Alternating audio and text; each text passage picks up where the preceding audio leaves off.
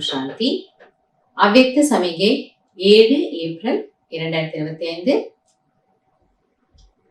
बाप-दादा சொல்றாங்க, सेवा और स्थिति, बाप और आप, ये कंबाइंड स्थिति, कंबाइंड सेवा करो तो सदा फरिश्ते स्वरूप का अनुभव करेंगे. சேவை மற்றும் ஸ்திதி, சேவையும் செய்யறோம், அதே சமயத்துல நம்முடைய மனநிலையை நாம செக் பண்ணிக்கிறோம். தந்தை மற்றும் குழந்தை நான் இந்த ஒரு இணைந்த ரூபத்துல, இந்த ஒரு இணைந்த ஸ்திதியில நீங்க இருந்தீங்கன்னா சதா ஃபரிஷ்தா ஸ்வரூபத்தை நீங்கள் அனுபவம் செய்யலாம். ஏன்னா மனம் அவ்வளோ லேசா இருக்கு, அவ்வளோ லைட்டா இருக்கு.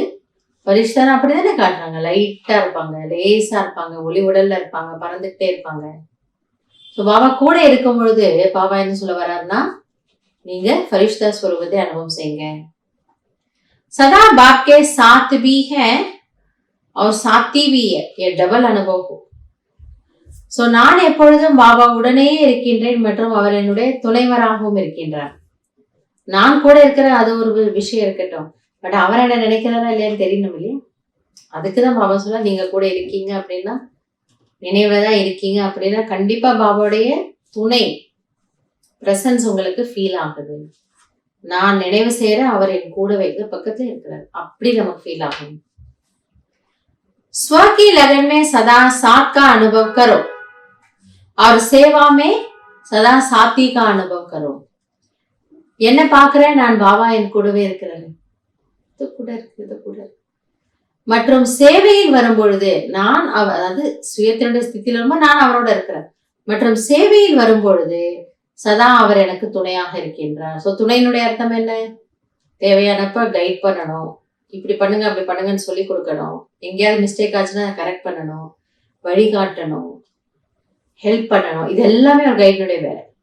அப்ப அதுக்குதான் பாபா சொன்னாரு, சேவையில நீங்க என்ன சாத்தியா வச்சுக்கோங்க.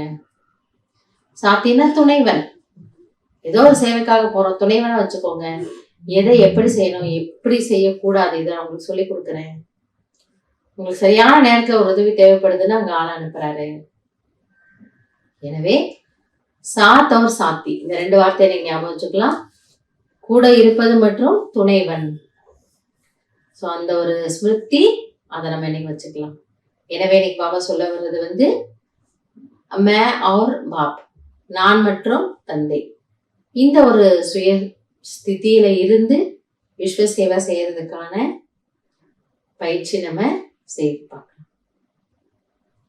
நல்லது. ஓம் சாந்தி.